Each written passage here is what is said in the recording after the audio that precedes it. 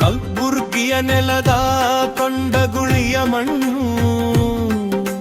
ಜ್ಞಾನ ದೀಪ ಬೆಳಗಿದ ಕವಿಮಣಿಯನ್ನು, ನಿಂಬಣ್ಣಯ್ಯನ ಮಗ ದುರ್ಗಾದೇವಿಯ ಕೃಪೆ,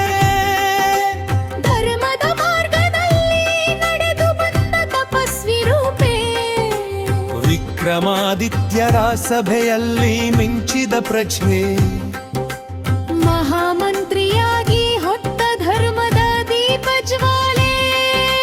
ಸಂಧಿ ವಿಗ್ರಹದಲ್ಲಿ ಜ್ಞಾನ ಸಿಂಧು ಹರಿಸಿದೆ, ವೀರಶೈವ ಕಾವ್ಯದ ಮೊದಲ ದೀಪ ಹಚ್ಚಿದೆ, ಮಂತ್ರದ ಮಹತ್ವದ ಕಂದಗಾನ, ಶೀಲದ ಸಾರ ಹೇಳಿದ ಜೀವಧ್ಯಾನ, ಲಿಂಗ ಸ್ತೋತ್ರವ ಭಕ್ತಿ ಸಾಗರ, ನವರತ್ನ ಮಾಲೆಯಲ್ಲಿ ಜ್ಞಾನದ ಮಕರಂದಹರ, ಅಳಲಾಷ್ಟಕದ ಅಂತರಂಗ ನೋವು,